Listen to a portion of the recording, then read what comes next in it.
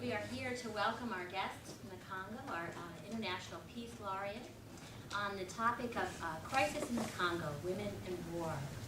I'll just speak for a moment about our host here at Catholic University, and then I'll turn it over to Sister Diane from Pax Christi to introduce our guests for us today. It's a perfect time to be talking about the Congo. There are a lot of issues happening right now, a lot of movement on these issues. As you know, the Congo is involved in quite an entrenched conflict.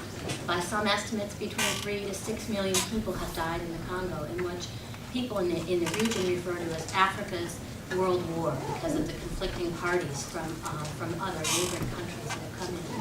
The violence has been pretty horrific, and particularly violence against women and girls who have been raped and violated in what the United Nations deems as crimes against humanity and war crimes, particularly in an effort to flush people away from the areas of the eastern Congo where the violence is most severe and where there are rich mineral mines, which the combatants use to finance the war. So the warlords use the mines to continue the conflict.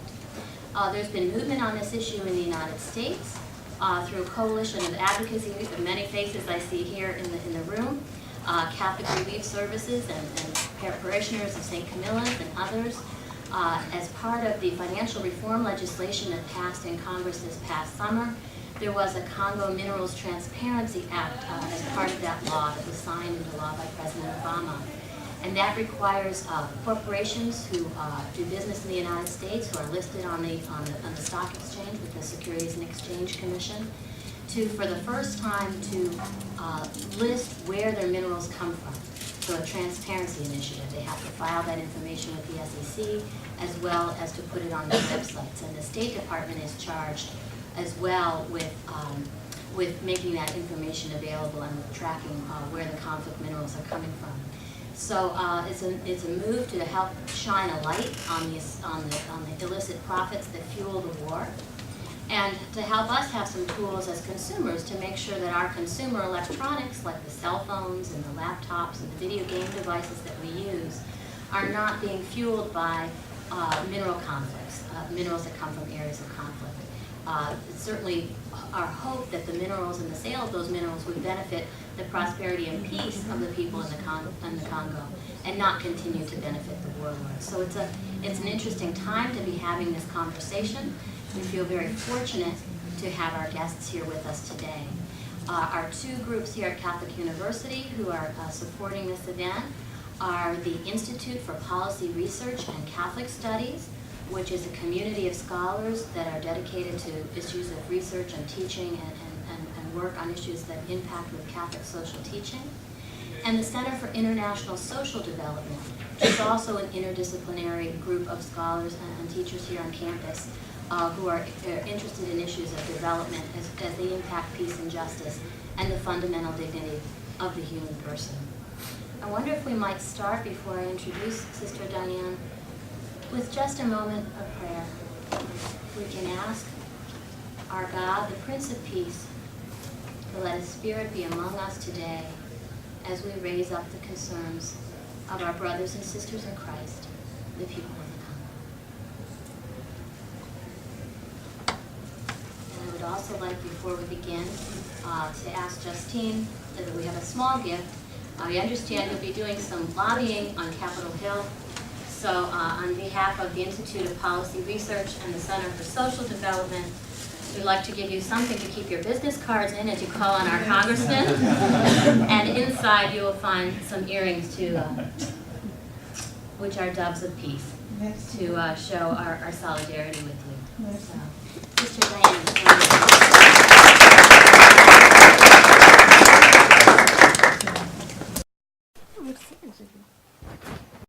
Afternoon.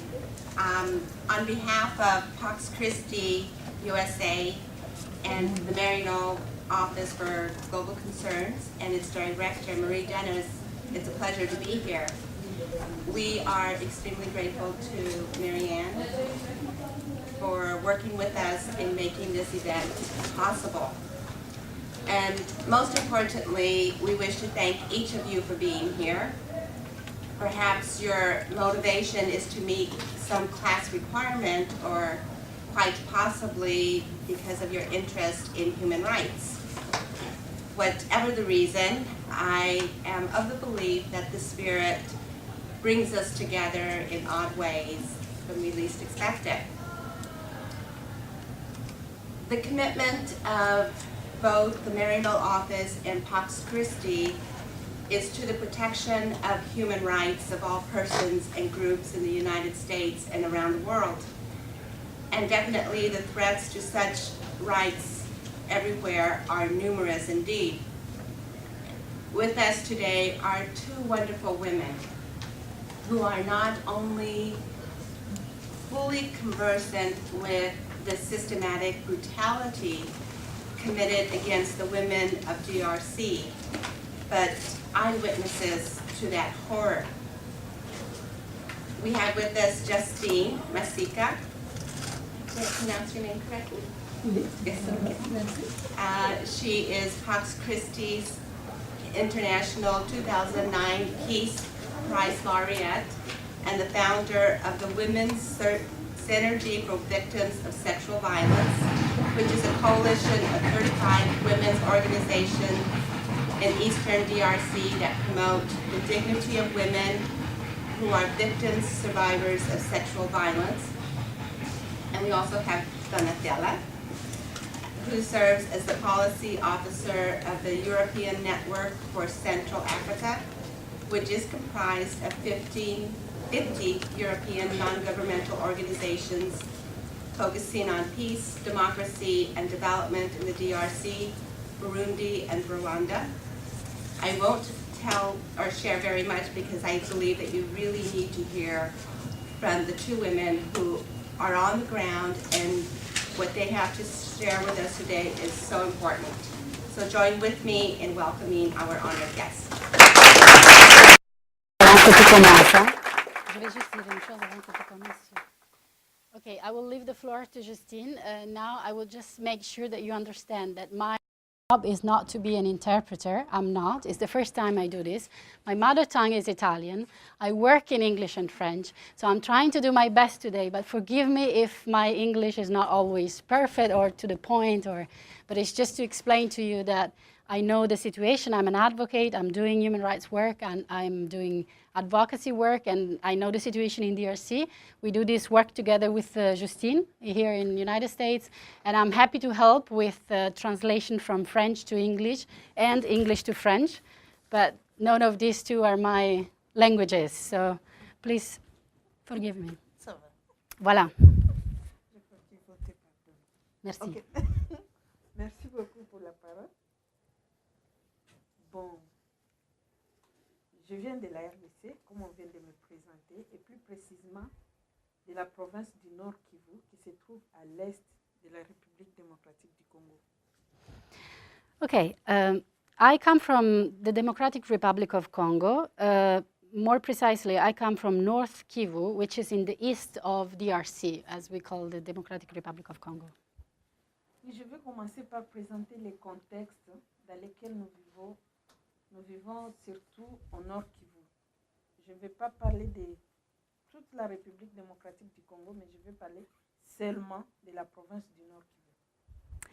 So I would like to start by giving you a little bit of the context in which we live. I'm not going to speak about the whole of the DRC, but only about the North Kivu, which is this region where I live and I work in the east of Congo. Nous sommes dans un contexte de guerre.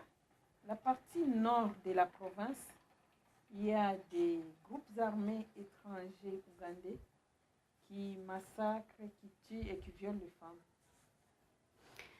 We live in a context of war. In the north part of this region, we have foreign rebel groups coming from Uganda who attack the population, kill the population, and rape the women.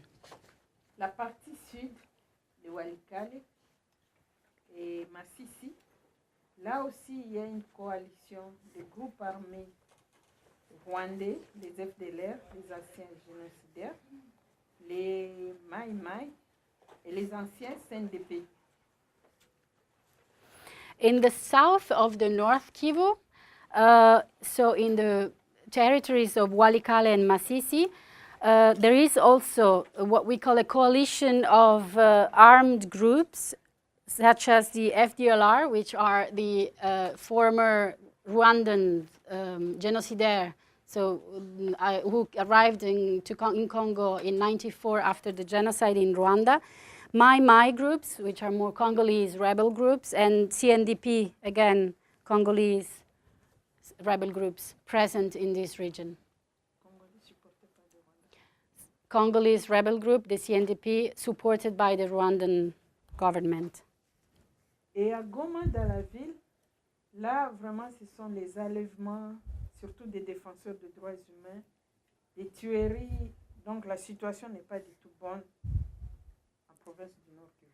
And in Goma, which is the capital of North Kivu, we also have kidnapping, especially of human rights defenders, and also killings of these people. So the situation in the whole of the North Kivu is not good.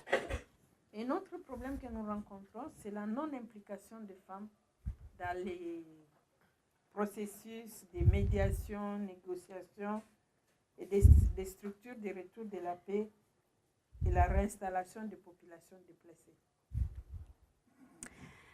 A problem we have is the absolute non-implication of women in the peace processes, in the mediation processes, in all the negotiations of that should lead to restoring peace in the region, and in all the process of refugee returns to this region and reappropriation of the lands. So women are not involved at all in all these processes.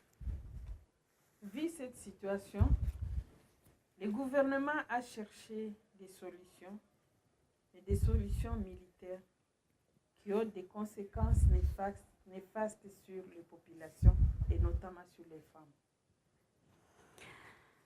Considering this situation, the government of Congo, of the DRC, has tried to find solutions, but these solutions have always been military solutions, and the consequences of these military solutions have always been very negative on the population in general and on the women in particular. Et là, je vais parler maintenant de la contribution des organisations de la société civile pour essayer de chercher des solutions aux conséquences des violences sexuelles faites aux femmes, mais aussi de s'attaquer aux causes. Okay. I would like to tell you something about the contribution of civil society organizations in this region to find solutions to the consequence of these rapes, therefore the consequence of the conflict, but also to find ways to find solutions for the causes of these rapes and the conflict. Comme pour notre organisation qui est la synergie des femmes pour les victimes de violences sexuelles, on fait la prise en charge médicale, l'accompagnement psychosocial, la réinsertion socio-économique, et l'accompagnement juridique et judiciaire des victimes de violences sexuelles. Et depuis qu'on a commencé, on a accompagné plus de 12 000 cas de violences sexuelles dont l'âge varie entre 10 mois de naissance et 80 ans. À partir de 2002. Our organization, the Synergy of Women for the Victims of Sexual Violence, based in Goma, gives support to women victims of violence. The kind of support we give is medical support, is psychosocial support, is help in the socioeconomic reinsertion, and also we work with the communities, we accompany the communities, and the number of women we have managed to work for and to accompany since 2002 is more than 12,000, and these women have an age that goes from 10 months to 80 years old. So basically every woman is a target in the Congo of rape. We're speaking about that. Nous avions constaté aussi qu'il n'y avait pas de cadre légal. La Synergie avait proposé le projet de loi sur la répression des violences sexuelles en 2004, qui a été promulgué par le président de la République en 2006. It was clear to us that there was no legal framework also to treat these cases of sexual violence. And therefore, we have worked in 2004 on a project of law on the repression of violence, of sexual violence against women. And this law has passed and has been signed in 2006 by the president of the DRC. On vulgarise les instruments juridiques nationaux et internationaux en rapport avec la promotion des droits de la femme, le respect et la dignité de la femme. Pour qu'une femme revendique ses droits, il faut d'abord qu'elle les connaisse. C'est ainsi que nous essayons de mobiliser les femmes et de vulgariser les instruments juridiques nationaux et internationaux. Mm-hmm. We also work in informing, giving the rights instruments to women to learn and to know about the international judicial system, international and national judicial system that are available, because women need to be respected and need to be live in a dignity, and they can only do it by knowing which rights they have. For these women to be able to ask that their rights are respected, it's very important that they know what are the possibilities and what are their rights, actually. So what we do is training them on the international treaties, on the national legislation existing that can help them to learn that they have these rights. Nous organisons aussi des activités de plaidoyer auprès des autorités locales, nationales et même au niveau international. Nous écrivons des mémorandums, on organise des sit-ins et d'autres activités lorsqu'il y a des problèmes. We do advocacy work, lobby and advocacy at local level, national level, international level. We do write briefing papers, for example. We do demonstrations. So we do a lot of activities where we try to make visible our work, but mainly the situation that women have to go through in East Congo. Cependant, nous nous confrontons à certains obstacles. But the problem is that we have a lot of problems and obstacles. L'insécurité généralisée dans les milieux où nous travaillons. The generalized insecurity that exists in the places where we work. L'impunité des crimes et des actes de violence sexuelle commis par les hauts gradés de l'armée congolaise. The total impunity on the crimes of violence, sexual violence against women committed by the leadership, the high ranking in the army. Thank you. Inexistence de stratégies claires pour la protection des civils pendant les opérations militaires. The lack of clear strategies for the protection of the population during the military operations that have been put in place in East DRC by the government of Congo to try to find solutions to this problem. Mais nous avons quelques recommandations. But we also have recommendations. Nous voulons le retour de la paix et la paix dans la région des Grands Lacs. We Puisque want sans la paix, il y aura toujours des femmes qui seront violées chaque jour. Mais nous croyons qu'avec la paix, les femmes ne seront plus. Ou le chiffre de femmes violées va diminuer. We want peace back in the region. Not only in the DRC, we want peace in the region, in the whole of the Great Lakes region. Because with the war, there will always be raped women. It's only with the peace that we can see the number of women raped decrease. Nous voulons qu'il y ait la lutte contre l'impunité, puisque nous croyons que c'est la guerre et l'impunité qui favorisent le viol des femmes. Et nous croyons qu'un tribunal international installé en République démocratique du Congo, où on trouve des magistrats étrangers et congolais, serait une solution pour réduire sensiblement le nombre de femmes victimes de violences sexuelles. And we think what is important and we want is the fight against impunity, because it's impunity that makes rape against women possible, because men believe that they can do whatever they want because there won't be any trail against them. We also ask for an international tribunal, which is based in DRC with mixed chambers, where international judges and Congolese judges can work together.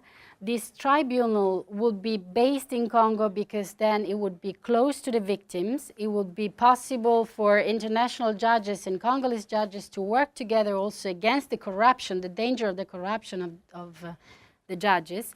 And also the evidence contamination would be less because the victims would be close to the tribunal where all these acts would be judged and all the events would not have to go through contamination danger.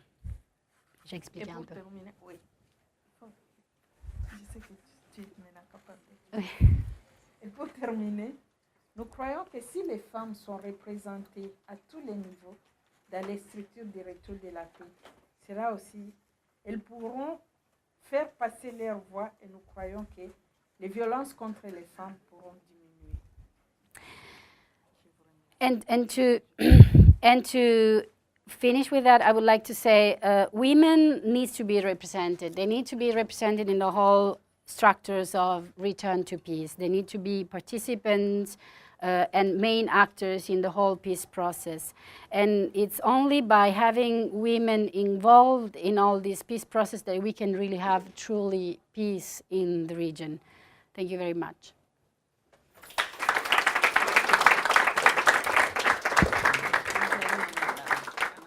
Okay, I can maybe add something from our perspective, and this translation is very tiring. The reason why Justine and I have been invited to do this advocacy tour in the United States is because this year is the 10th anniversary of the UN Resolution 1325, as you know. This resolution contains everything. The resolution speaks about the protection of women who are victims of violence in a context of conflict. The resolution speaks about the participation of women in as Justine was saying, in the whole peace process, refugee return, and all of the processes related to the region finding the peace back. And especially, and I think it's very important from our perspective, it speaks about prevention. It's very disappointing that the international community, when we speak with them, and I'm speaking about the European Union because I'm in Europe and I work in Europe with the European Union, or let's say towards the European Union, I do my lobby advocacy work there, but here the United States as well, and Canada, and other actors as well, the African Union as well, when they look at the situation of women victims of violence in the context of conflict, they always look at the consequences. So for example, I just give you this example, which for me was very important. When Hillary Clinton came to Goma, and she met all these NGOs from Congo, in her final speech, she said that we have to give funds to the hospitals because we need to help the women with the surgery. And of course, this is very important. I'm not denying that because we have to help these women. But the problem is that if you do not stop the conflict in East Congo, you will always have new women who will be raped. When you go to Goma and Bukavu, and I go there at least 4 times a year to this region, I mean, not only Goma and Bukavu, but to the region, and you speak to the doctors who work in these hospitals and help the women with the reconstruction of their body, which is literally that, because their bodies are destroyed, these doctors say that the percentage of new cases is still increasing. So, especially in North Kivu, you don't only have old cases. It's not only women who were raped in 2007 or 2006 or 2008 who finally come to the hospital. Even women who have been raped recently. And Justine said clearly before, and I think this is something that we have to remember, a couple of months ago, there was in North Kivu, again, in a certain area, more than 500 women raped in one place, in one village, in one territory. So the problem for us is that we try to do our advocacy, and I think this has to be the role of the civil society everywhere, international civil society, vis-a-vis their governments, is to tell them that, of course, it's important to work with the victims, but we have to work with the causes of this war, and we have to stop the war, in the conflict in DRC, to be able to come to a solution, as Justine was saying. We think that we have been meeting, and we will meet also US officials and the US government in these days. And it's very important because the US, for example, has started to train one of the battalion of the Congolese army. And we say, okay, this is a good thing, but this is not enough. We have, the Congolese army is made of many more battalions. It's not enough to train one battalion, of course. That's one thing. The second thing is that the international community is not united in the actions they do towards training the battalions, for example. The Congolese army, some of the battalions are trained by the US, France, Belgium, Germany, and the Netherlands. Each of them are training these battalions coming from a different military culture. So how can you form a coherent army that do not rape women anymore in Congo if not all of them are trained, and those who are trained in different ways and by different partners, let's call them this way. So we have been doing a lot of advocacy and telling our, the European Union member states that one of the, a first step towards the solution of the violence in East Congo is to have a coherent army. Having a coherent army, and you probably know, the army in DRC has been formed by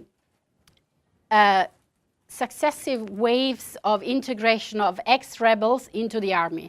So you have to imagine this situation in which people who were rebels until yesterday, today they are members of the army. People who were leaders of rebel groups yesterday, today they are generals in the army. And people who were attacking the population yesterday, they are generals in a battalion who is exactly in the same area where they were acting as rebels yesterday. So for the population, they see exactly the same people, except that until the day before they were illegal rebel groups, and starting as of today, they are legally parts of the army. Imagine if you were living this situation in which you have an army and you know that these people have been raping you until yesterday, and actually on top of that, they continue to do it because they don't know anything else. And they haven't gone through a training to explain to them what it means to be a member of the army, that you cannot behave in the same way as when you were a member of a rebel group. So this is very important. But again, and I would like to finish here because I think it's more important to have questions and to ask also Justine, because she comes from Goma, so she has a lot of things to say. I think this UN Resolution 1325 is very, very important. And if you, I don't know, if you also do advocacy work, you have to take this. It's very important that our governments do not forget this. And they have to put pressure on the Congolese government as well, because of course they have their own responsibility, that this UN resolution has to be put in application. If this is done, everything is there. The protection of women, the participation of women, and the prevention of the conflict. Thank you.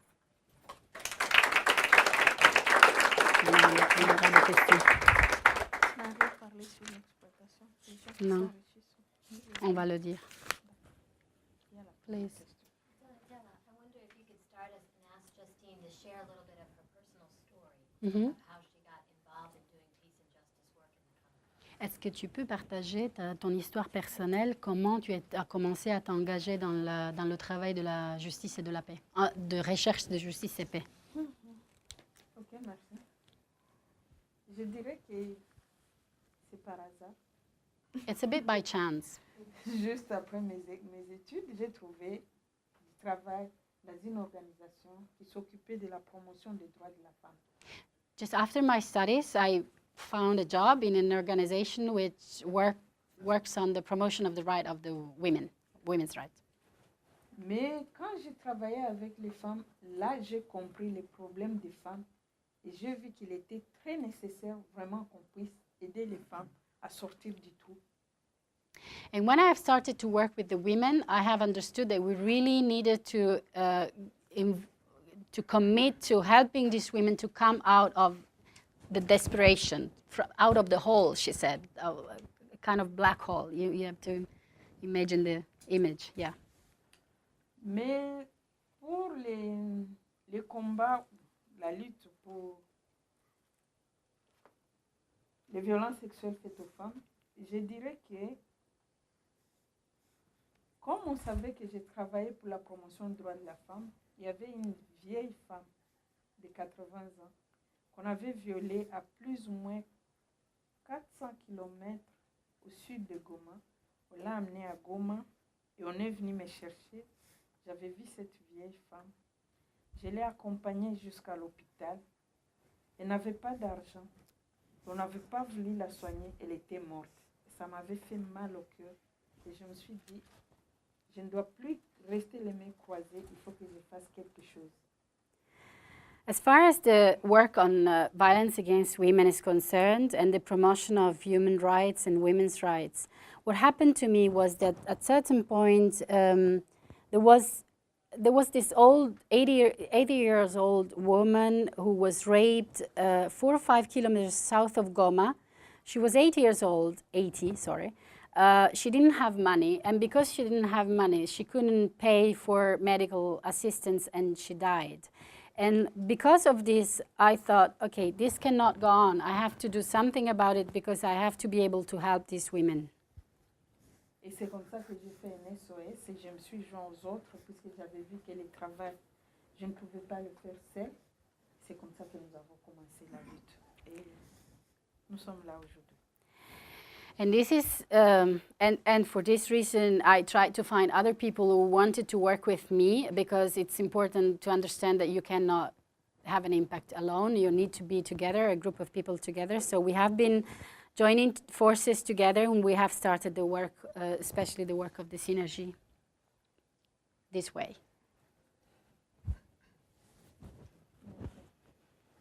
Please.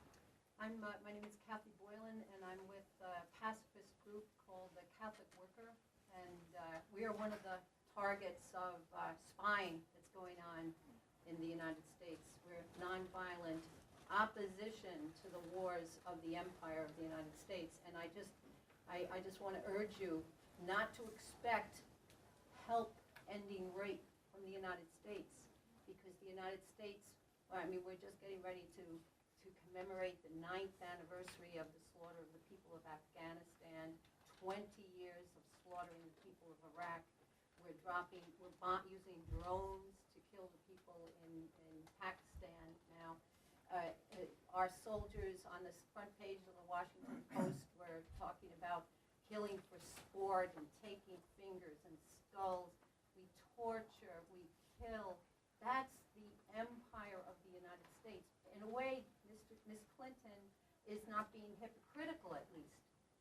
She's not being hypocritical. I beg you, not maybe to come to the people, but not to the government of the United States. We're responsible for mass murder. Okay. Madame vient d'une ONG catholique qui s'appelle Catholic Worker, qui sont très non-violents, opposition à la guerre, et ils font beaucoup d'opposition à l'Empire des États-Unis. L'Empire, oui. Elle dit qu'il ne faut pas s'attendre des États-Unis de l'aide pour en finir avec la guerre, parce qu'en fait, ce que les États-Unis font sont tués en Afghanistan, en Irak et ailleurs. Il y a des soldats américains qui tuent même pour sport, pour amusement. Donc, il ne faut pas s'attendre. Et dans ce respect, c'est très intéressant de noter que ce que Mme Clinton a dit et n'a pas dit, au moins, c'est cohérent avec la politique des États-Unis. Et c'était plutôt un commentaire, je pense. Yeah. Is it more a comment or do you expect an answer? No, does she realize if she realizes, est-ce que tu te rends compte de ça? What help are we giving to the world except What kind of help, quelle aide les États-Unis sont en train de donner au monde, dans le monde? Mais ça dépasse et partager. Là où ils ont leurs intérêts, ils font quelque chose. Moi, je pense. I think she realizes. I mean, it's not that. It's not. You have to be naive if you think that it's not only the United States anyway. But she realizes, and United States is, as any other government, they are involved in those regions where they have interests. So they would not be involved in DRC if there were not interests there. But from my point of view, here I stop to translate, Justine, and I can maybe react a little bit. I agree with you. At the same time, I start to see some changes in this respect. The support that the United States and United Kingdom have given to Rwanda in the last 10 years have been 100%. I mean, no way, UK politicians and US politicians were friends with President Kagame. This is slightly changing in the sense that the last elections in Rwanda, who have seen Kagame elected with 93% again,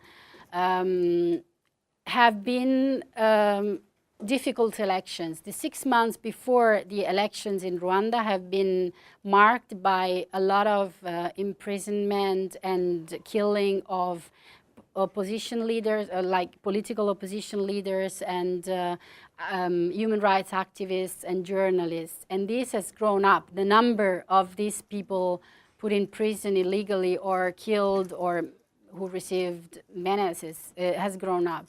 And I think the international community has started to see these things. Also, I guess, with the help of the NGOs who have kept telling them, as we do every day. So things can change slightly. And I agree with you, what the United States or other, even Italy in other places, not in Congo, but in other places, have done or keep doing to the population in Afghanistan and in DRC as well. But I think things can change if we continue to put pressure on those governments. We have to open their eyes, and we have to make sure that they understand that the illegal exploitation of minerals in East Congo has to stop, because this is the reason why the conflict continues to go on. And without realizing that they have to have a role in this, it's our work maybe to open their eyes a little bit. Can I ask, we have a number of student groups here who are working on the Congo as their student project, and you'll be seeing people come and go. Please don't take offense. There's class schedules, so people will be coming in and out. But maybe we could give a chance for some of the students first to ask their questions, and then open it up to others as they may need to. Okay, can we maybe collect like 3 questions and then just not to... Okay, on.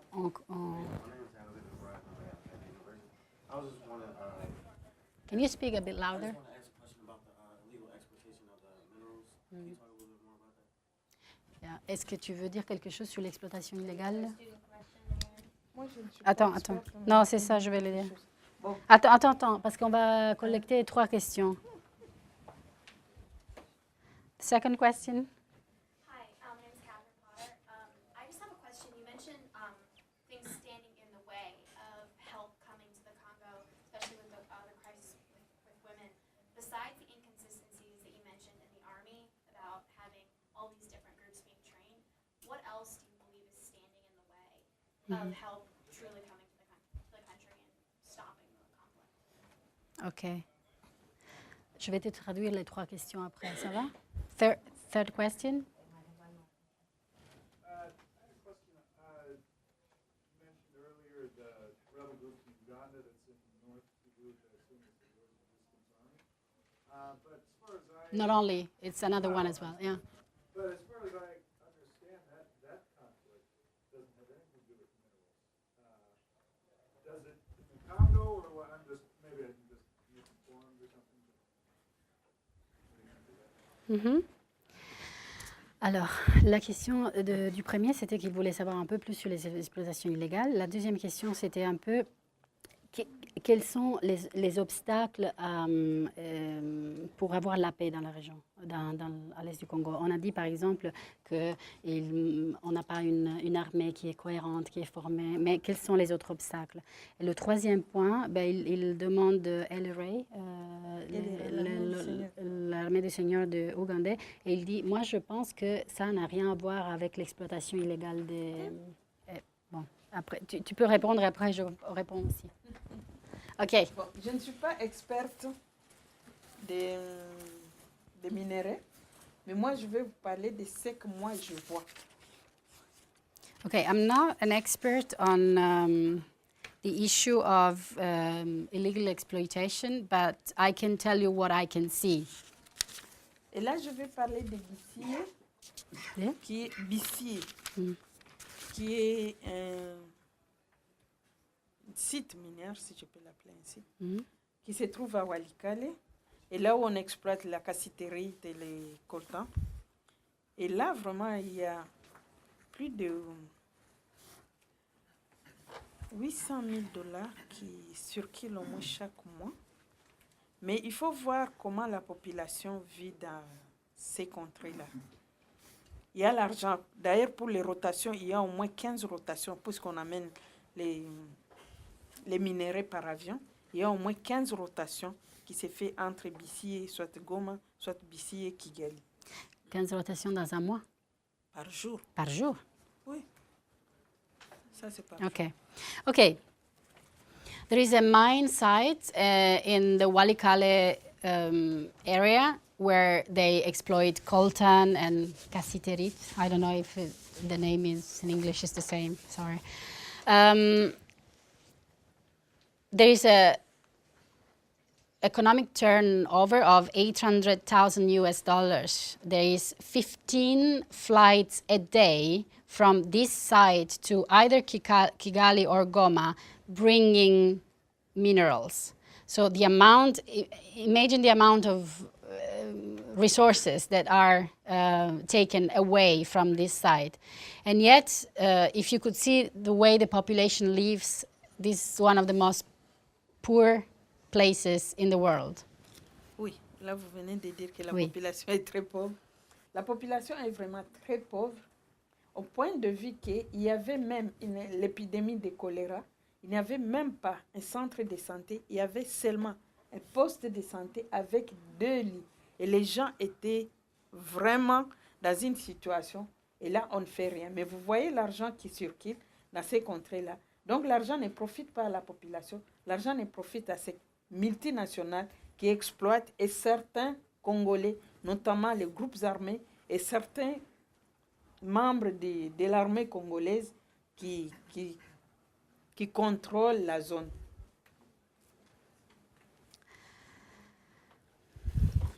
The people live in extreme poverty in this area to the point that there was at certain point epidemic of cholera, and there was not even a clinic or not even something like an hospital, except a place where with two beds for the whole population of this region. So Justine said there is a turnover of $800,000 for this mine, but the population cannot profit, it doesn't see the benefits of all this money. The exploitation of the minerals that is done in this area profits only armed groups, the rebel groups, some people from the governments of Rwanda, the governments of DRC. So it's the multinationals, of course. So it's other people that profit from all this richness and not the population that lives in this area. Et ce que je veux vous dire, je veux parler de la situation sociale. Il y a les femmes qui travaillent tout au long des journées dans ces minéraux et qui ne sont pas payées, des jeunes filles qui sont exploitées sexuellement dans ces zones minières, et il n'y a pas d'école, donc les enfants n'ont pas le temps d'aller à l'école, les enfants vont dans les puits pour chercher des minéraux. And just a word on the social situation. There are a lot of women who work in these mines, and they are never paid. And there are a lot of young girls who are sexually exploited by the men also who turn around these mines. And there are no schools around these mines. So a lot of the children who are there with their families and these women cannot even go to school. So you see the disastrous situation, social situation, apart from the economic situation as well. Comme je ne suis pas experte des minéraux, moi je peux parler seulement de la situation sociale et c'est ce que je viens de dire. La deuxième question. La deuxième question, c'était... Où est-ce que j'ai écrit la deuxième question? Ah, les obstacles à la paix dans la région. Là, vous pouvez répondre, vous êtes mieux. The second question was on the obstacles to peace in the region.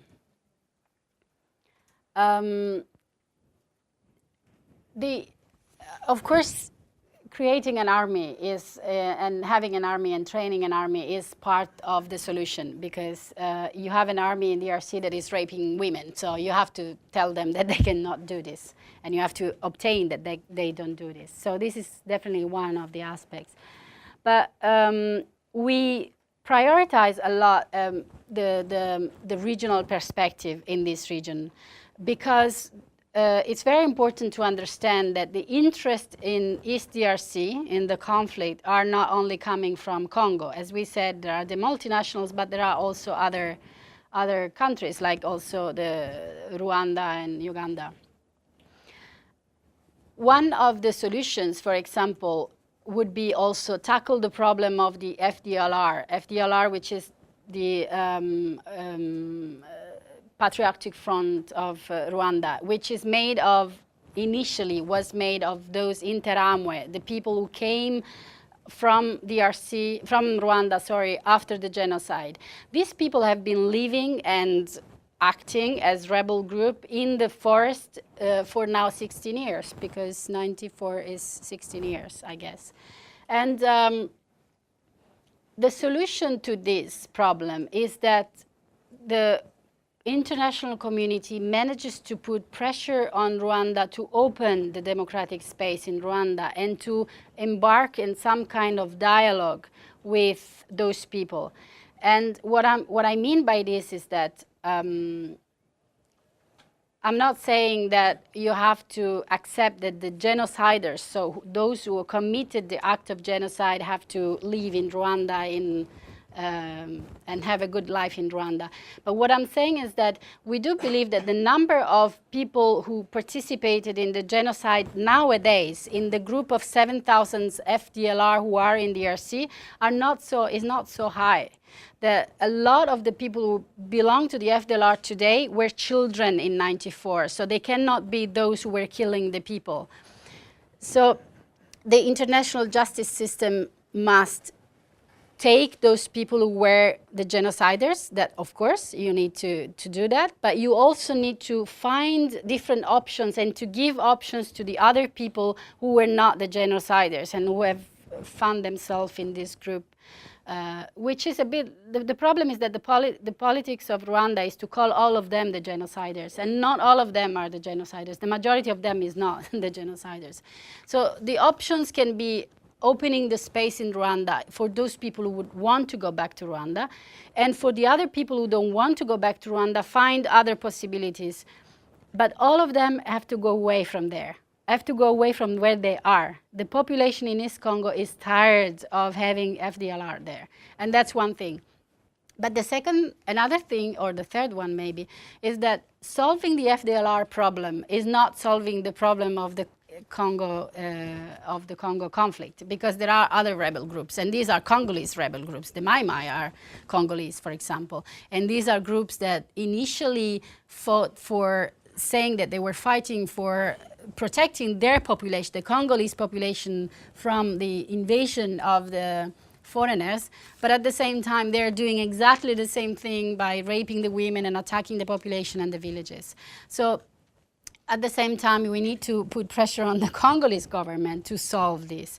And the solution of this has to, the Congolese government, which I find a quite weak government at the moment, has to develop in a way that has to find solutions to the situation of conflict in the East. But going back to the illegal exploitation, the problem with the illegal exploitation is that everyone is profiting. Also members of the Congolese government are profiting from the illegal exploitation.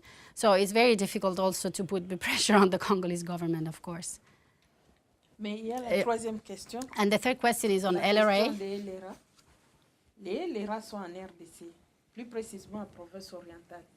Ituri, yeah. Comme je ne suis pas spécialiste de l'exploitation des ressources naturelles, vraiment là, je vais me réserver. Mais je sais que la région qu'il contrôle, il y a de l'or. Et je doute, mais je n'ai pas de précision comme je ne suis pas spécialiste. Mais il y a de l'or et je doute que les LRA n'exploitent pas de l'or. Ça, je ne sais pas, comme je ne suis pas spécialiste.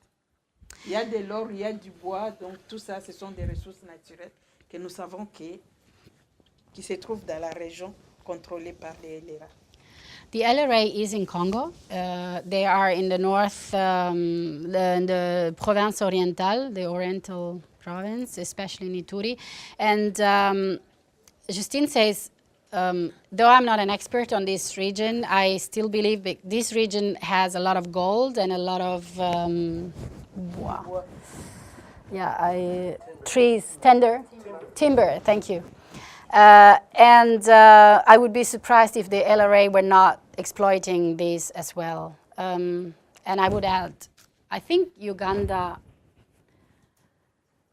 has also an interest in keeping a control in this region. And keeping a control in this region means also that if you make sure that the LRA makes the life of the Congolese government very difficult, then the Ugandese government can also profit from that. So there are more questions, maybe 3 more questions, and then we'll try to. You go? Yes, he's an expert of the Please. Because Justine said that she's not an expert in legal exploitation. But there are Congolese research institutions that have done exhaustive studies over the last decade on resource exploitation in eastern Congo. And if you go to friendsofthecongo.org, under the resource section, select reports. The latest report that was published this year by the Pole Institute, that's P-O-L-E, gives you an exhaustive analysis and account of the role of illegal exploitation of natural resources and its impact on local communities, the children, the women, the society as a whole, and offers prescriptions as to what ought to be done in regard to illegal exploitation. And so there are Congolese research institutions that have been doing the research for the last decade and publishing. And one of those research institutions is the Pole Institute. They work in collaboration with Tufts University. And you can get their research data from friendsofthecongo.org. Good, thank you, it's true.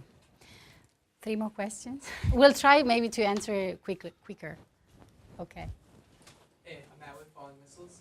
And I just was wondering if you could elaborate Les a bit ressources more que on pose what la could be question, done Maurice. J'entends rien. to help form the Congolese army into a more coherent force. Can you repeat the question because she was speaking? I'm Matt with Falling Missiles again. And I was wondering if you could just elaborate a bit more on what can be done to form the Congolese army into a more coherent force. Okay, second question. Yeah, you for maybe, I don't know. And then. My name is Jennifer. I'm with the Maryland Office for Global Concern. We'll be quick. I just have 2 concerns. I'm curious, in your meetings, you said you're meeting with the Hill. Are you meeting with the administration as well, talking about the recently passed LRA bill, since it does mention the DRC in that? And second, I'm very curious as to what kind of plea for military you are making. What kind of military intervention do you envision? Because the reality is U.S. turns into AFRICOM and contractors in Africa. So that would mean promoting the government that you're saying is also responsible for the impunity and rapes by the generals and high-level people. Okay. And third one? Hi, my name is Kashim. I have 2 quick questions for both of you. How do you view, from your own perspective, the UN peacekeepers in the Congo? My second question is for Justine. Just from traveling around the country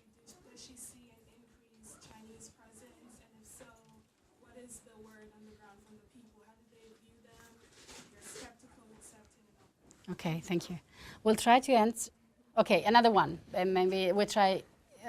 Yeah, please. I'm Florence from Task. My question is about the UN peacekeepers too. There was a report that was supposed to be published by United Nations about sexual harassment, mostly about Rwanda and the DRC. And I don't know the reason why they had to first inform the public that we are going to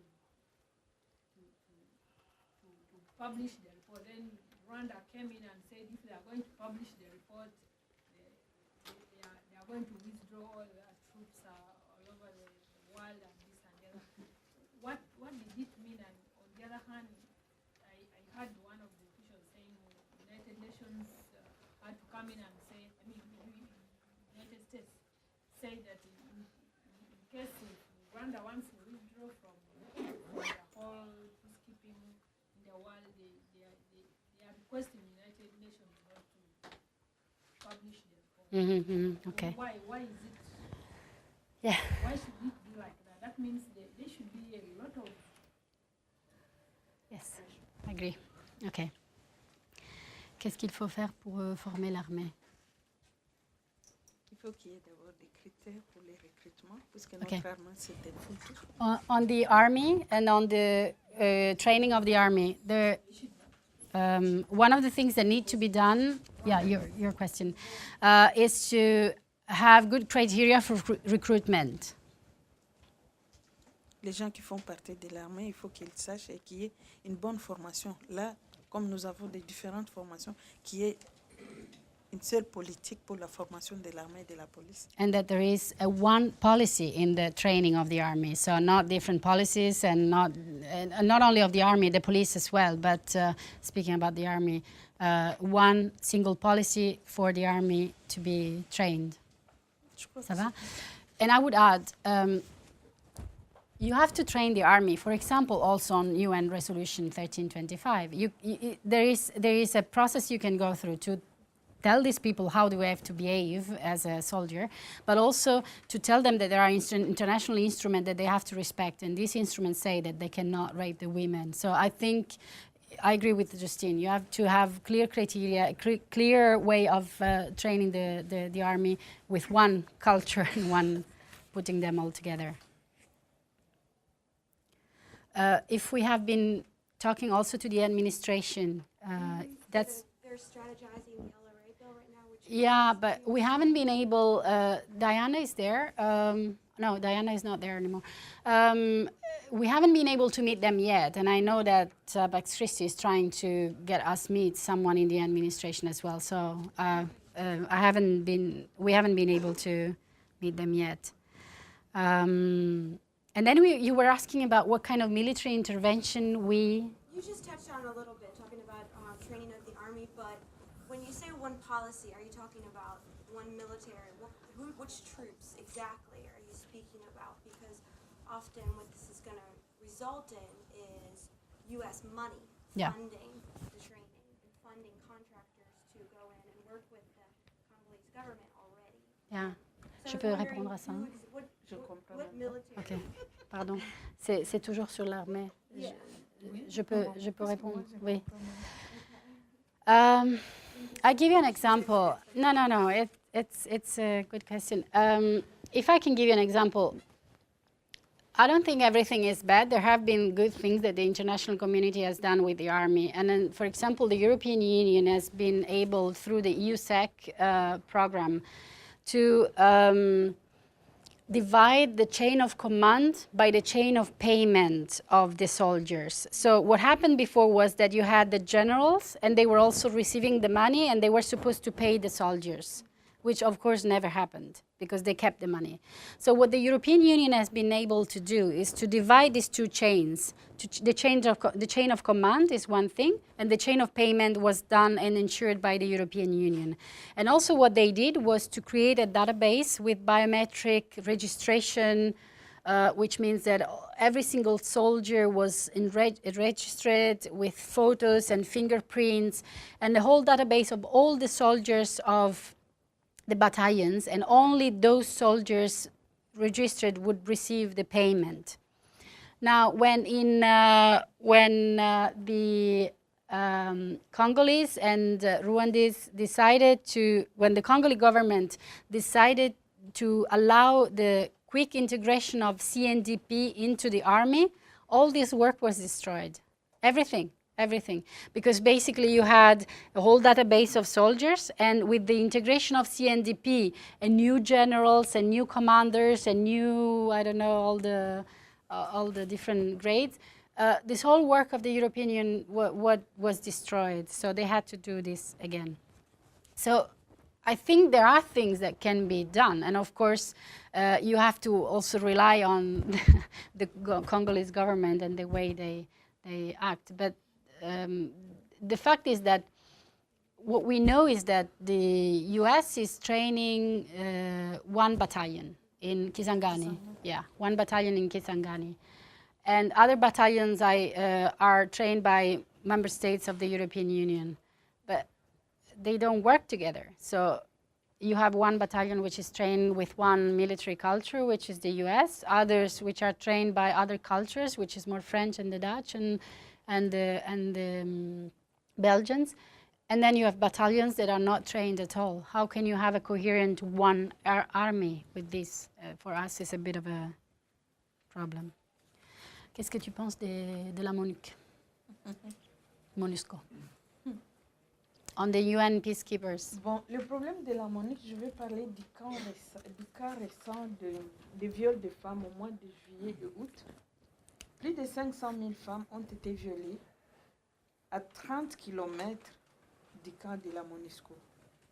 Il est vrai que depuis longtemps, on se plaît de la non-protection des civils par la MONUSCO. Mais le cas récent, je ne sais pas ce que je peux croire de la MONUC, puisque la MONUC ne protège pas la population. To speak about the UN peacekeepers, which is called MONUSCO now, which used to be MONUC. Just to give you an example, the more than 500 women were raped in July, August. They were raped 30 kilometers away from a MONUSCO camp.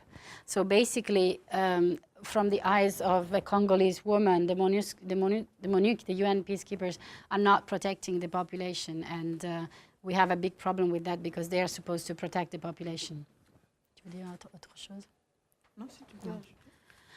From our perspective, we have done a lot of advocacy and lobby saying that we do believe that a DRC with the UN peacekeepers, is still better than the DRC without.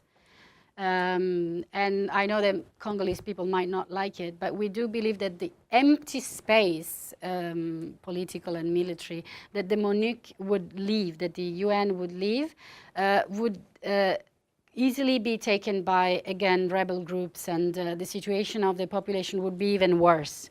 Now, why is the MONUC not protecting the population? There are a lot of NGOs who do a lot of advocacy in asking for a new mandate or a stronger mandate of the MONUSCO.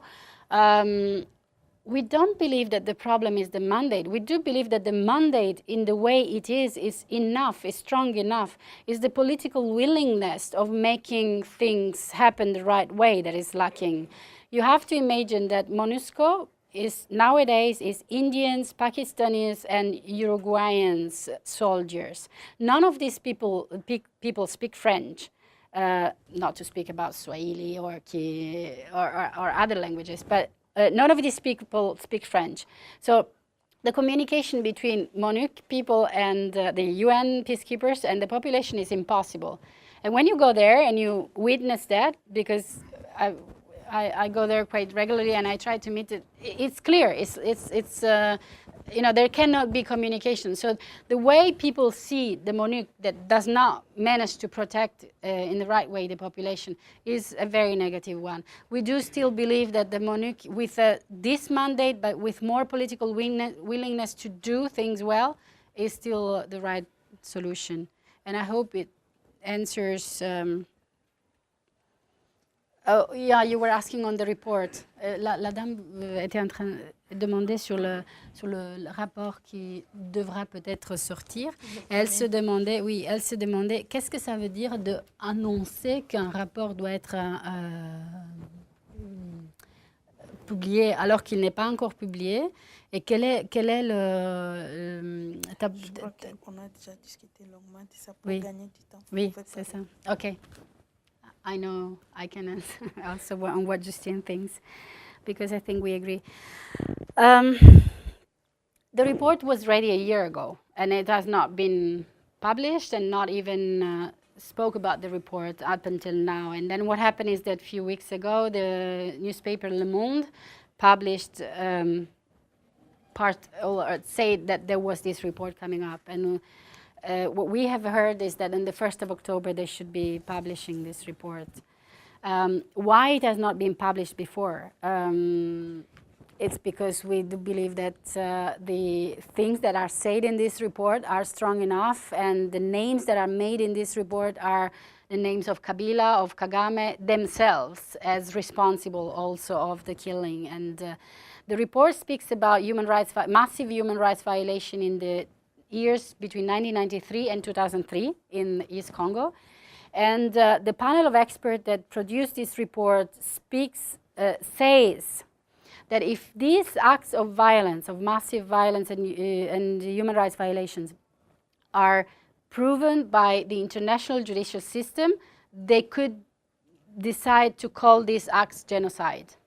I think it's very important because the report itself doesn't say that this is genocide. The report says that the international judicial system could call these acts genocide if they were proven.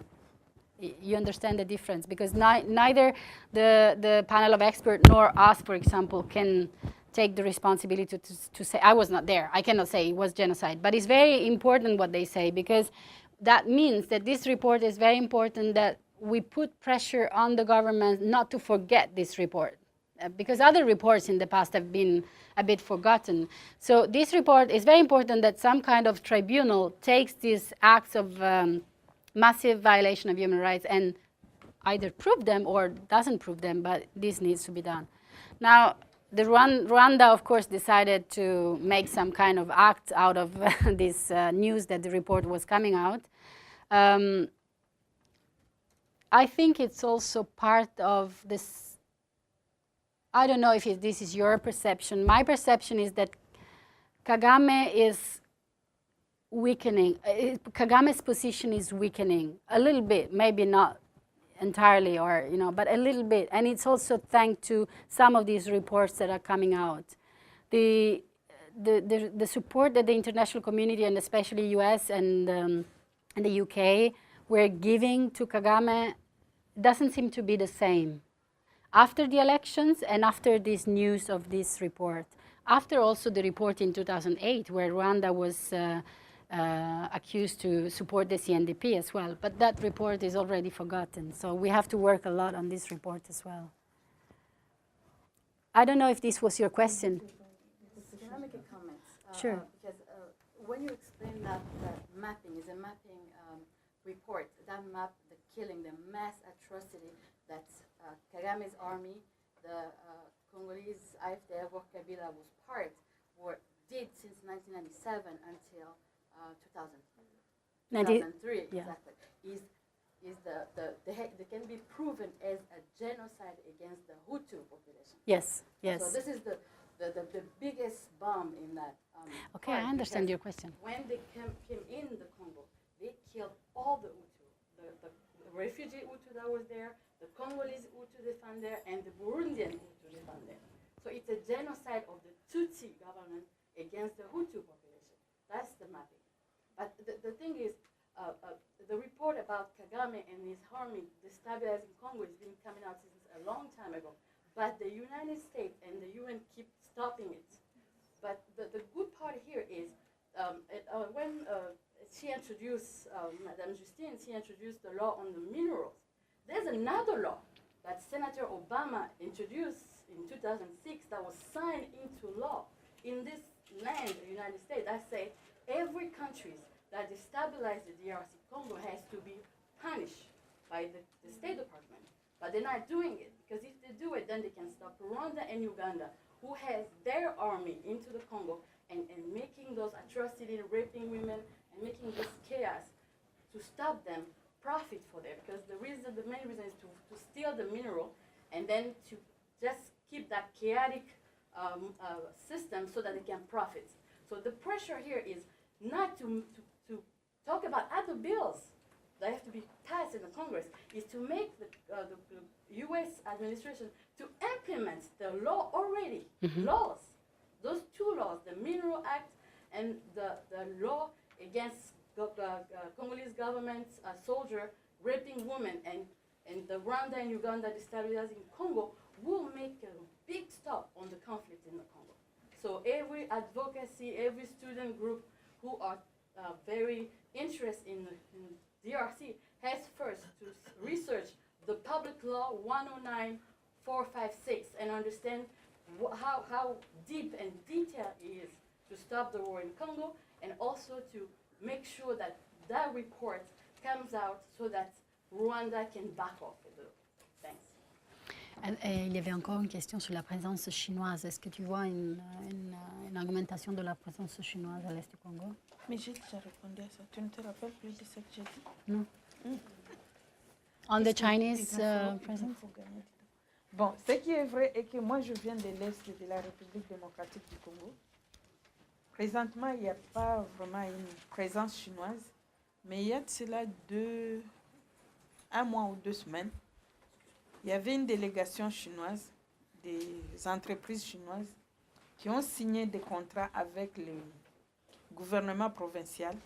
Ils vont reconstruire les routes et en compensation, ils vont exploiter les minéraux, mais on ne sait pas pour combien de temps. Okay. Up until now, we didn't see very much the presence of Chinese people in the East DRC, but recently we have been witnessing the presence of Chinese, a delegation of Chinese companies who came and signed contract with the Congolese government to rebuild streets, how do you say? Roads? Thank you. Roads and and to exploit the mines. Now the question is for how long they will be able to exploit the mines, which is the cause of. Are the Congolese people like aware of the fact that they're exploiting them, or do they see it as they're building roads? We're going to have roads. Est-ce que les Congolais la population congolaise comprend le fait qu'ils sont là? Oui, c'est vrai qu'ils construisent les routes, mais qu'ils exploitent les minéraux, ou ils pensent simplement les Chinois sont là, ils nous construisent les routes et ça c'est bien? Non, ils savent qu'ils exploitent les minéraux. No, they know that they exploit the mines, so it's not very well seen. What time is it? Just to know. Oh, okay. So, are we okay? Again, apologies, people were coming and going because of. No problem. And we can invite those standing in with seats here now, so please come on in. So we can have another round Yes, of yes. questions? Okay, maybe, I don't know. Mais vous avez déjà parlé. You have already asked, but maybe someone in the back? Yeah, Miss. One thing is that my history has taught me that the UN operates on the golden rule. He who pays the gold make the rules. The United States pays 1/4 of the budget of the UN. The United States has a lot to say about how the UN functions in the Congo and elsewhere. The point that you brought up earlier about the Rwandans who came in, the Hutus had come in after the war, and they've been there since 1994. The question is, where are the weapons coming from? Where's the ammunition coming from? Because it's not coming out of thin air, and it's certainly not being made in the Congo. When you start talking about even the rebel groups of Congolese functioning inside the Congo, again, where are the weapons coming from? There are clear financial interests that is fueling this war in the Congo. And I think that it would help us to better pay attention to in whose interest is this war being continued. That it's not just people killing each other. When I was there in 2006, I was amazed that, for example, in Kinshasa, where you have the women exchange money for foreigners who want to get Congolese money. And it's simply a woman with a card table sitting on the street, and she stacks the money up on her table. one steals her money. I've seen her walk away from her table to talk to a customer in a car on the corner with her back to the table and no one steals the money. So when you have a society that seems to be not the kind of cutthroat type of society that one would assume would be when you look at how many people are being killed in the country, one has to wonder, what is behind all this killing? And when we look at the amount of weapons that the United States government, without tax dollars, has given to Rwanda and to Uganda since this war has begun, we must wonder how much are we held as a country responsible for the bloodshed and the criminal crimes that happened in that war. So my question to the guest is, what is her thoughts about the relationships of the outsiders as to why this war has gone on so long and has been so vicious? And what is the connection between the minerals and the wealth that's being stolen out of that country to this war, as she sees it? Okay, haven't we already tackled this a little bit? Well, anyway, we will. I'll translate the question. Okay. Yes, please. For foundations who do a lot of work in Central Africa, what areas or what organizations do you think would be most strategic for us to support? To support.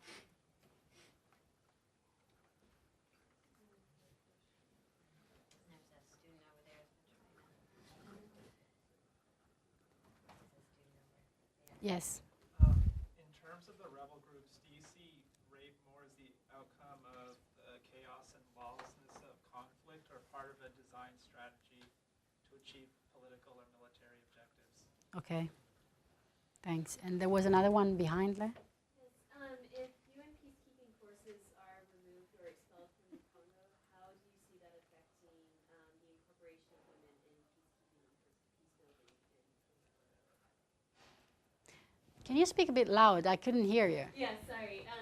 How do you see if the UN peacekeeping forces are expelled or are withdrawn from the Congo?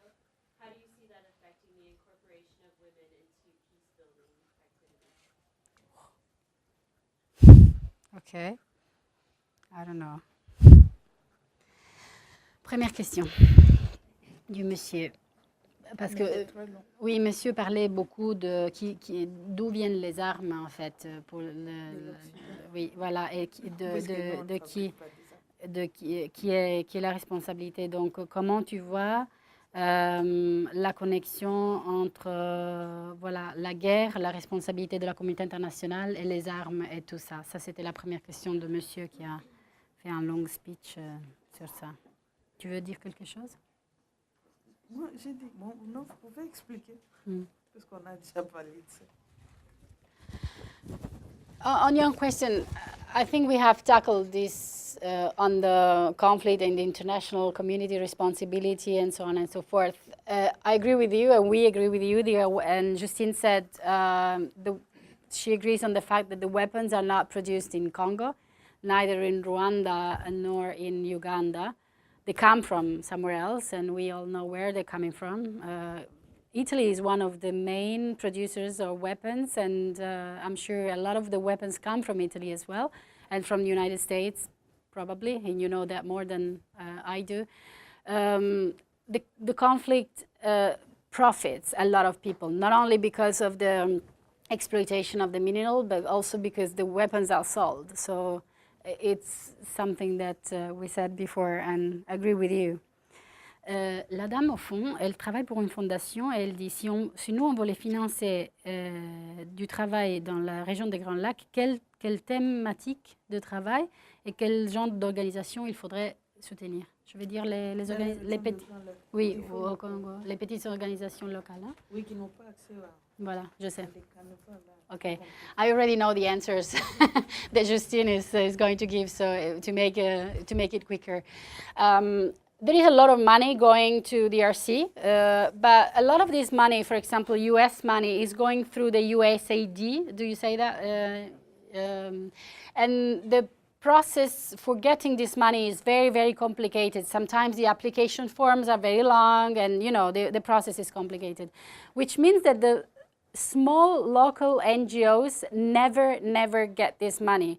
When you hear about all these numbers, 30 millions given to the DRC, 40 millions given for the fight against violence against women, and another millions given for these local NGOs never get to this money. This money is basically accessed by big international NGOs who have a lot of very high level people working for them who are big experts in making big, application form.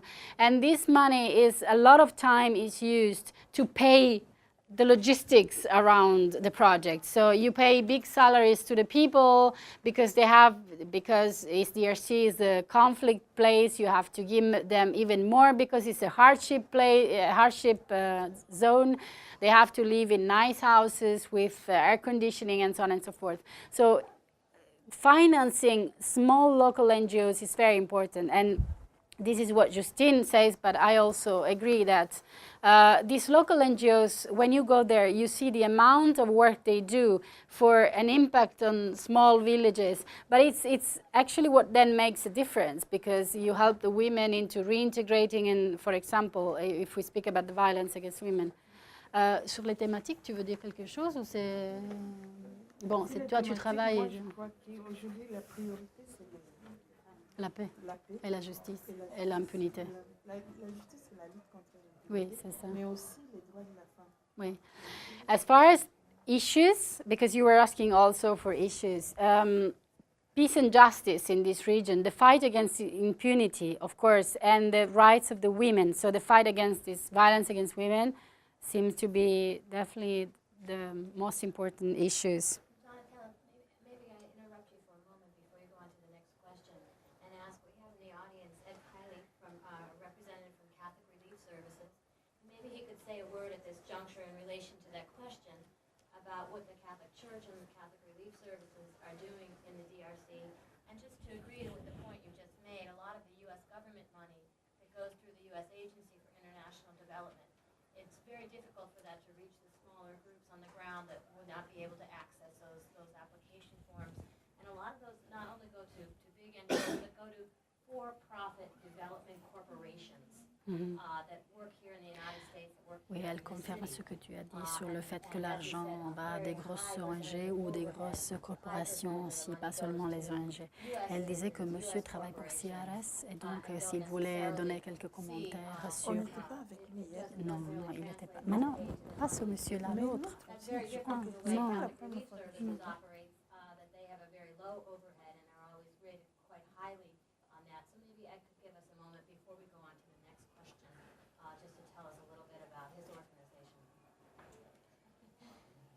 Bonjour. Yeah, I think, thank you, Marianne. Just very, very briefly, I'm representing Catholic Relief Services. We're based CRS in Baltimore. But we have a large presence, a large program in the Democratic Republic of Congo, including an office in Goma. Ils ont un bureau à Goma. Oui. We access quite a bit of that U.S. government money. On a accès à l'argent de gouvernement. And as Marianne implied, our approach, however, is that we're not super operational with lots and lots of international staff. We try to work through local partners. Mais on essaie de travailler avec des partenaires locaux et pas avec beaucoup d'employés internationaux. For example, vous connaissez Centre Olame? Oui. C'est un partenaire local. Okay. For example, we have a small partner Catholic agency in Bukavu called Centre Olame, which is essentially a women's center that assists survivors of sexual violence, does some work with prevention. It's an example of some of the U.S. government money that we get through a huge health project. We actually implement it. Donc, tout l'argent qu'ils reçoivent, ils essaient de l'utiliser pour les organisations locales. They work with communities to sensitize them about the laws that you were talking about, for example. Just a brief glimpse to some of the things we do with local partners. I was thinking actually that if you haven't already connected, we could talk afterwards. We should make sure that you talk to our people in Goma. And I can give you Tu all the devrais parler contact avec les gens à Goma de CRS si tu ne les connais pas encore, si tu n'es pas encore connecté avec eux. Oui, je She's not connais connected. comme ça, mais... She's not connected, so she will appreciate. Vous allez faire la connexion. Merci beaucoup. Okay, great, thank you. Just a few words on that. I'll be hanging out afterwards if anyone has questions on Great. CRS. Une question très intéressante qui est, est-ce que le monsieur demandait, est-ce que la violence sexuelle pour toi, c'est plutôt casuel, le fait que ça arrive là-bas, ou c'est partie d'une stratégie? C'est Donc, une stratégie voilà. pour diminuer pour ce qu'on disait tout à l'heure là. Oui. I know the answer. No, sorry. No, because we've been working now a long time with Justin, so I don't want to make, but we know what we mutually think, so it's more easy for me to just explain what I know that Justin believes, and otherwise to also add on my position as well. For Justine and the synergy, the violence against women is part of a strategy. It's not a casualty, it's not just happening, it's a strategy. The strategy is the research for power. When you, the culture in East DRC, in DRC in general, in many places in Africa, is that a man's dignity is also through his wife. When the wife is raped, the man's dignity is diminished. So raping, in the culture of Africa and of DRC especially, the woman only belongs to one man. Now, the fact that the man can have many women is another thing, but the woman belongs to one man. And if the woman has been raped by 1, 2, 3, 10 men, this is a problem for the man who has very big difficulties in accepting this woman back to the foyer. Now, raping the women is diminishing the dignity of these people who are so dismantled that then they lose all the power. And it's a power game. It's the way these people manage to win power over a territory, control the population by raping the women. Now, there are a lot of consequences. These women are not welcome back to the family. Sometimes even their fathers and mothers don't want to see them anymore, so sometimes the men abandon them and abandon the children as well. So perpetrating a spiral of violence again and of poverty and all the consequences. So the answer is part of a strategy, is not just happening because of it's not anything related to culture. Is the strategy then to sort of stop them from resisting, sort of to make them more docile, the men? And or is it to sort of deter them in advance? So like if you are against us, then your wife can expect this. Sorry, I didn't understand the questions. If you can repeat it. The strategy is that? Is the strategy to carry out these acts so that the male population will be more docile? And or is it to sort of establish a precedent where you better not resist against us or else Because this will otherwise. happen to you? La stratégie, c'est quoi? C'est de faire ça parce que comme ça, les hommes qui ont les femmes violées deviennent moins puissants, donc plus dociles, il a utilisé comme mot, ou c'est plutôt pour dire, c'est un tu dois savoir que si tu ne te soumets pas à mon autorité, on va te violer ta femme. C'est quoi la stratégie? Non, la stratégie, c'est d'abord pour démoraliser l'homme. Et une fois que l'homme est démoralisé, là, il ne saura pas, donc il se sent faible. C'est pour affaiblir. Yeah. The strategy is to make the man weaker. So you know that by raping the woman, you are making a man weaker because he cannot accept culturally also and the mentality that his wife has been taken by other men, basically. So It's even more than that because they don't just rape rape the mother, the children. They have the father rape their own children, their own mother. And they have the little boy because they also take kids as child soldiers to traumatize them. They have the boys have their mother Sure. and all that. So it's a whole psychological war. They're doing to make a whole population just docile and not be able to do anything Yeah. psychologically. They are. And to control, basically, and to have the power to control.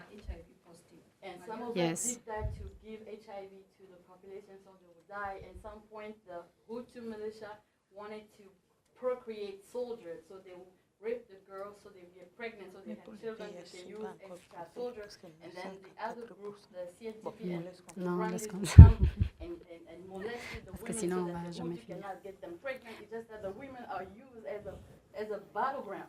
Yeah. Il y avait une dernière question. Si on renvoie la MONUSCO, donc qu'il n'y aurait plus de soldats de la MONUSCO à l'est du Congo, comment tu vois, quel effet on pourrait avoir sur la participation des femmes dans les processus de paix? Est-ce que tu penses qu'il y aurait Les femmes ne sont pas associées jusque-là. Et ça ne dépend pas de la MONUSCO. Puisque dans notre constitution, la parité à l'article 14. Donc il faut, en tout cas, la MONUSCO n'a rien à voir avec la participation des femmes. Mais je crois que, comme nous préparons les élections en 2011, l'expérience que nous avons eue en 2006, c'est la MONUSCO qui nous a aidés pour la logistique. Et même, il y avait des casques bleus qui étaient des opérateurs de saisie dans certains centres pour les élections. Nous croyons que pour les élections, nous avons encore besoin de la MONUSCO. Mais quand même, que la MONUSCO puisse songer à la protection des populations. Okay. It was about your question, and if women have not been involved in the peace process, has nothing to do probably with the presence or not presence of the UN peacekeepers. The gender equality, so the equality between men and women, is foreseen in the Congolese constitution. It's just that what lacks is a law that puts this into application. So there is no equality, real equality between men and women, and there is no participation of women, though it is foreseen in the constitution because there is no application of this. But the presence of the MONUC, of the UN peacekeepers, has been very important in the 2006 elections. And because there will be, hopefully, new elections in 2011 in DRC, Justine says, I believe that the presence of the UN peacekeepers is still very important, especially for these elections, if they can help in the good development and electoral process. Yeah. Because there are no roads in Congo, internally in the country. So it's very, for example, the whole logistic help that we got from the UN for the elections was very, very strong, because we needed the helicopters and the planes to bring also the material, the ballots, and so on and so forth. So the presence is still very important also for this reason.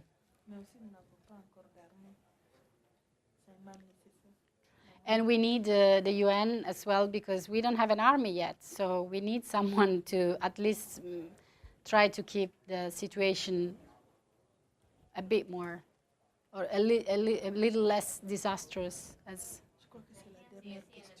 After they come on in, there's now room as some folks have come in. So maybe Patrick, Robert, come on in, take a seat. These are some of our graduate class, and I know you've been very generous with your time. Maybe we do one more round and then have a chance to Ok, have c'est le dernier tour de questions.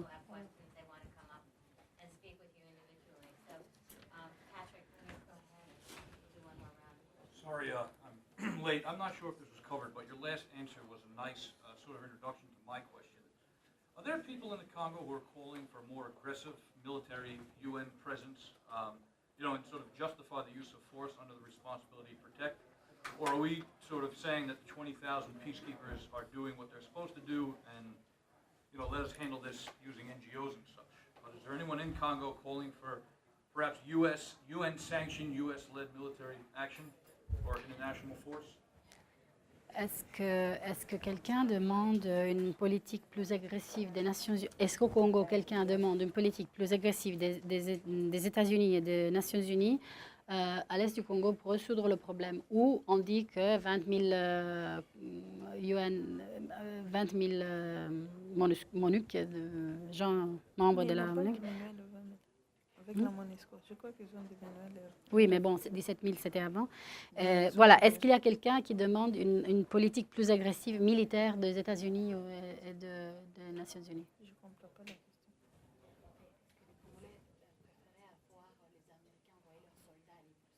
Mhm.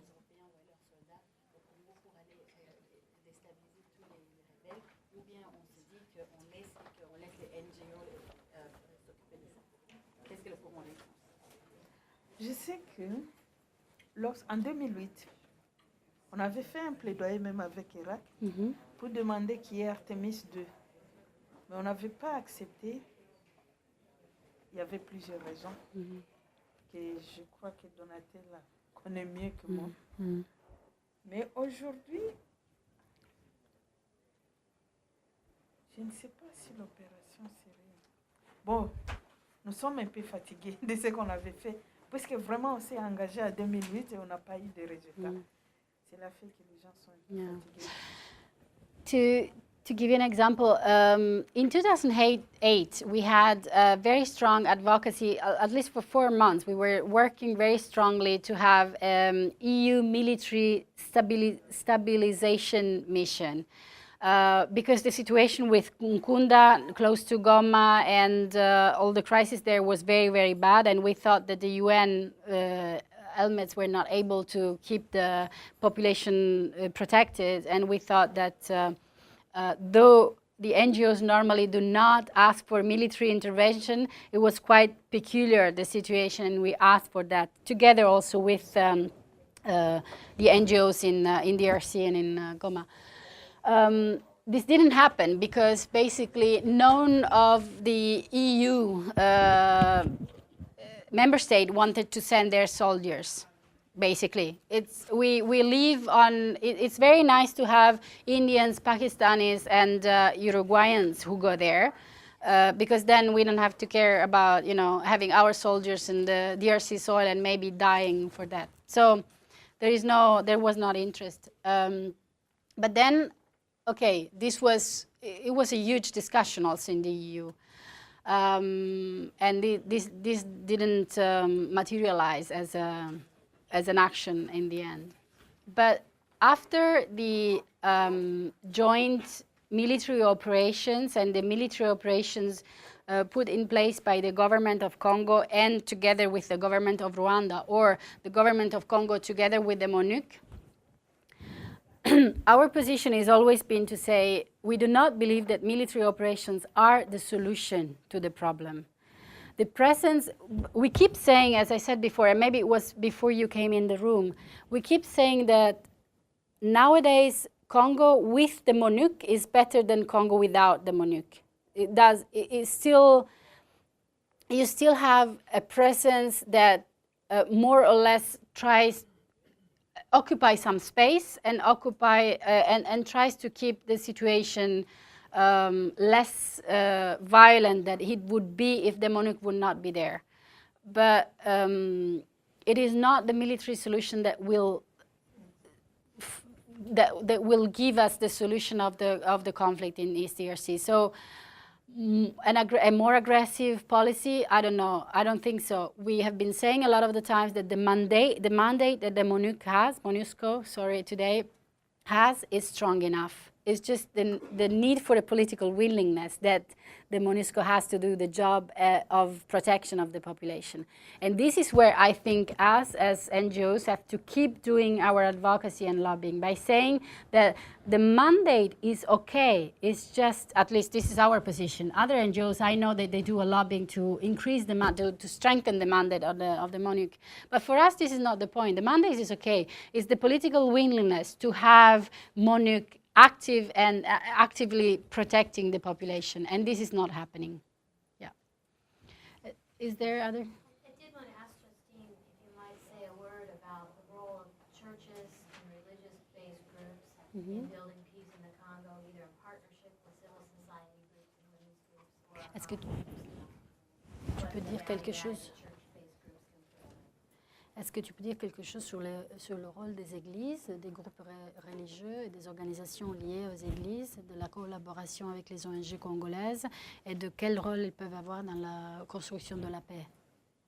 D'ailleurs, dernièrement, il y a eu l'enlèvement des pilotes en Walikale. C'était des Indiens. Et c'est l'Église catholique qui a fait la médiation et c'est l'Église catholique qui est partie pour libérer les otages. Je crois que l'Église catholique doit continuer. Au début, bien sûr, que l'Église catholique, surtout dans le cadre de violences sexuelles faites aux femmes, l'Église catholique ne voulait pas se mêler, mais vu la force de l'Église, nous sommes allés vers les églises pour qu'ils puissent nous aider, surtout dans la prévention. Et aujourd'hui, on travaille avec les églises, nous croyons que c'est une bonne chose.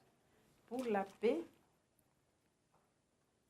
comme je viens de le dire, l'Église c'est une force et nous croyons que l'Église peut très bien jouer le rôle de médiation entre les gouvernements, les groupes rebelles, comme ils sont en train de le faire pour le moment. There have been cases, for example, where Indian pilots were kidnapped in Walikale recently, and the Catholic Church have done a lot of work into their release. Thank you. So Justine says the Catholic Church and the churches in general have to continue to be present and to work in the region. In the beginning, they didn't want to get really involved with the work on violence, sexual violence against women, but we have pushed them to be involved, and now we work together with them because the strength of the Catholic Church, especially in this respect, is so important that it's very important for us as Congolese NGOs to work together with them. They also must have and try to have and have to continue to have an important role in the mediation between the rebels and the government, the mediation between, mainly the rebels and the government. So they should continue to do this. And it's probably not only, pas seulement l'Église catholique, mais aussi les autres églises. Not only the Catholic Church, but the churches in general that can play an important role. But Justine says they have also to commit to the fight against impunity. Maybe this is not done enough. This should be done more. And this is very important for the solution of the conflict.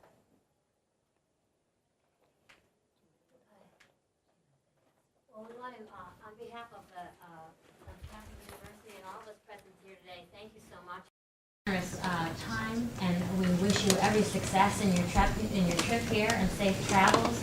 And there's time now for folks who may want to ask them one-on-one questions afterwards. So thank you so much for coming.